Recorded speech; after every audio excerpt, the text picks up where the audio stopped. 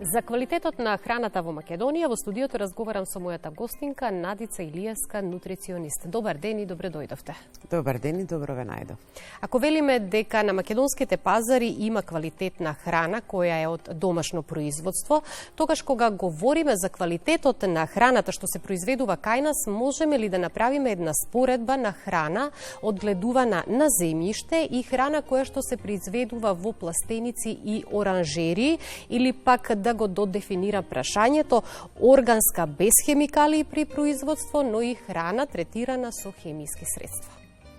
Па јас како и секогаш, прво што ќе кажам е тоа дека всушност не секоја безбедна храна е здрава и не секоја здрава храна е безбедна. Морам да нагласам дека и органската храна понекогаш може да биде небезбедна и да го изгуби дури и својот квалитет. Како минува времето со глобализацијата, со одредени фактори, иако органското производство е многу јасно и добро законски изрегулирано, меѓутоа ние имаме и појави кои што се последните децении, кои што не може така бргу да влезат во законската регулатива на загадениот воздух, на овие екоциди кои што се случуваат, кои што ги слушавме пред, сето тоа има влијание. Така да вие може да имате идеално органски производ, меѓутоа ако во ваша близина се случи некој екоцид, тогаш се пропаѓа и не може да се добие тоа. И јас сум лично во дилема дали да препорачувам храна која што е органски произведена на земја или во пластеник, имајќи во предвид дека сепак во пластеник е поконтролирано. Вообичаено се подигнати над земја, контролирано е наводнувањето, што значи дека подземните води може помалку да делуваат ако се инцидентно загадели или не се. Може квалитетот на водата да се контролира на овие системи кои што се. И секако, ние многу ретко имаме физички оградени, освен на одредени места, имаме физичко оградено производство, каде што тука не влегуваат одредени диви животни, како што се диви кучиња, па можат исто така да донесат некое загадување. Сега зборувам чисто за квалитетот и безбедноста и здравата храна. Сепак се уште мислам дека Македонија има многу голем потенцијал за одгледување на органска храна во однос на многу други, во однос на други земји. И се сложувам со професорот Какоринов дека кај нас е неверојатно многу малку искористено тоа и за можен настан. Меѓутоа, јас сакам да кажам и дека најблиску до органското производство е градинарското производство, односно купување од локални произведувачи кои произведуваат за себе, а вишокот кој го имаат го нудат на тие пазари.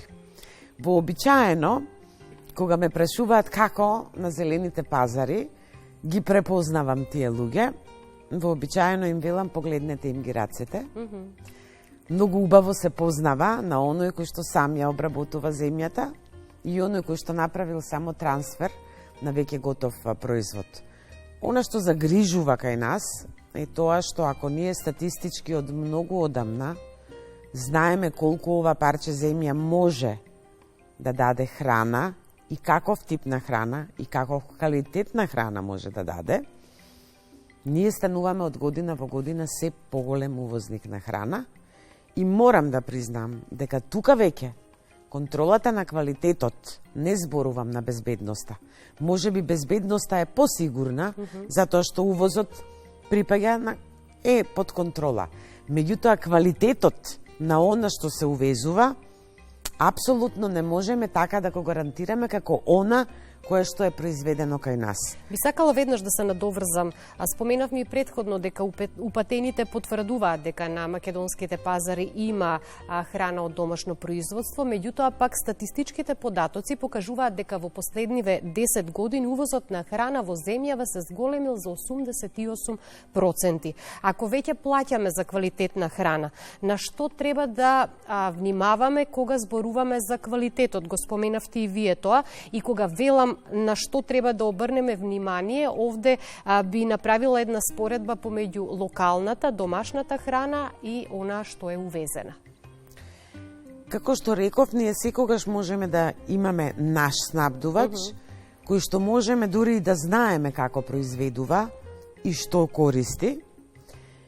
Што се однесува до кога одвојуваме повеќе средства за поквалитетна храна, јас лично би препорачала многу поголемо влијание и внимание да имаме кон производите од животинско потекло, затоа што ако веќе вреди да дадеме пари за органска храна, која што е прилично поскапа, тогаш тоа треба да бидат јајца, тоа треба да биде живина, а за жал кај нас живината се уште многу малку имаме, значи, одгледана органски живина, која што е слободно, меѓутоа од локалните снабдувачи можеме да внимаваме, значи кај месото и генерално кај продуктите од животинско потекло, треба да внимаваме и кога јас би бирала зашто би ги дала, би внимавала да биде од органско потекло, секогаш тоа би биле производи од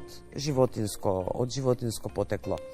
Она што е интересно е дека навистина како држава и како систем, но од друга страна и како конзументи, ние мора да влијаеме обратно да го поттикнеме нашето производство, затоа што се однесува до квалитетот, најдобрата органска храна, која патувала 2, 3, 4 дена во најдобри услови, го нема тој квалитет на она што од нива до нашата трпеза се случува за половина ден.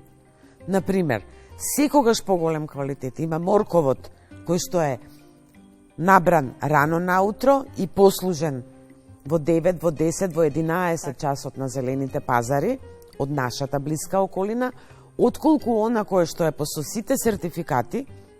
Многумина нема да се сложат со мене, но одредени наши скромни истражувања во главном дипломски трудови и магистерски трудови докажуваат дека всушност она што има пократок пат од нива до трпеза, полесно се контролира и во производство и во патување, има повисок квалитет.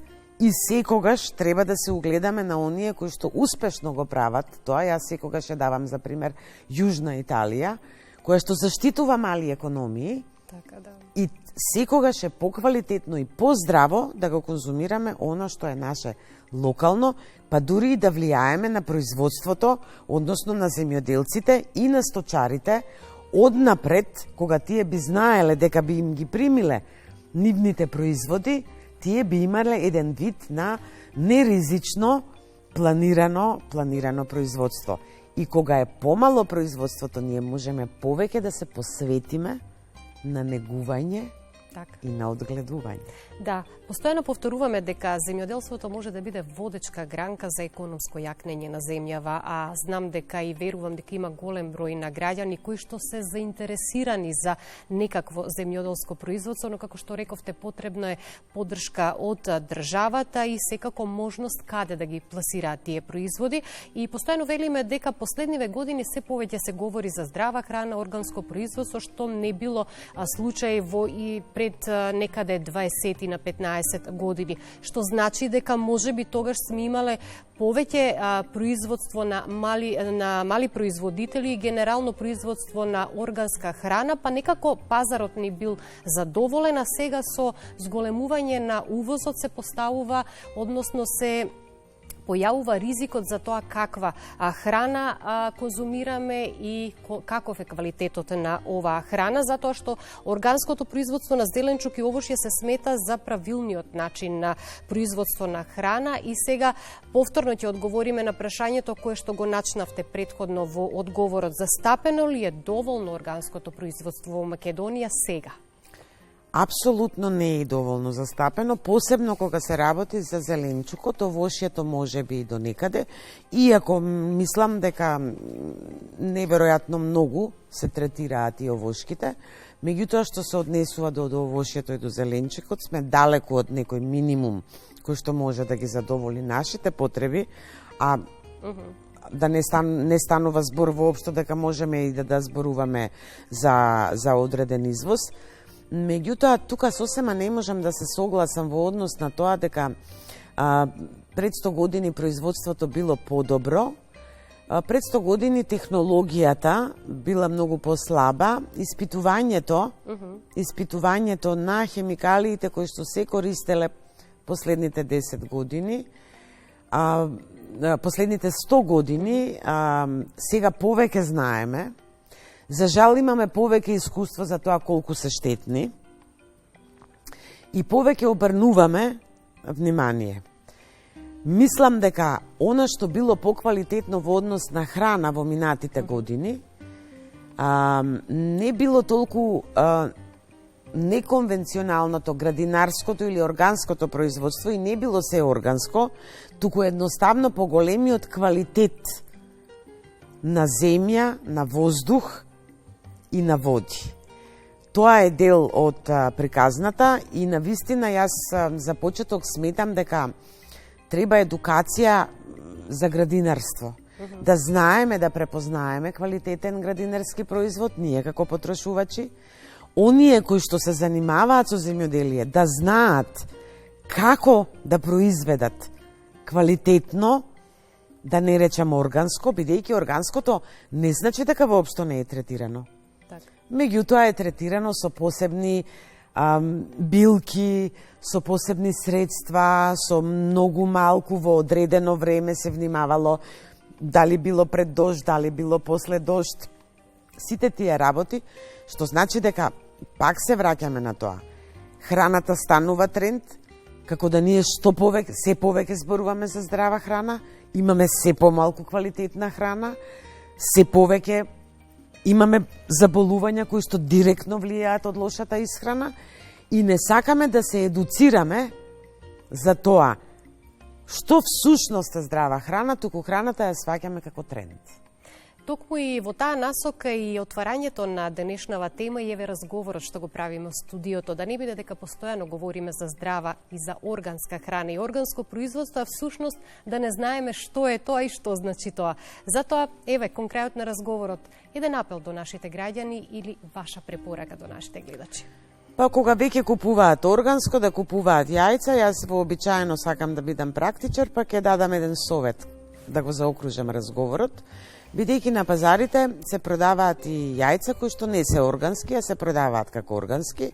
И би сакала гледачите да запамтат дека органските јајца од слободните кокошки во двор ниту се исти по големина, ниту се исти по боја, бидејќи сите кокошки различно конзумирале храна, некој повеќе трева, некој повеќе нешто друго, што значи дека оние кои што се подеднакво еднакви, подеднакво иста боја, тие не се органски, што оние кои што се органски, за кои што треба да платат малку повеќе и да ги конзумираат, поготово за младата генерација, никогаш не се исти едно со едно, впрочем како што и ние сите сме различни. Одличен совет и одлична препорака за крајот на разговорот. Ви благодарам на гостувањето, секогаш ми е задоволство кога сте наша гостинка. Задоволството е мое.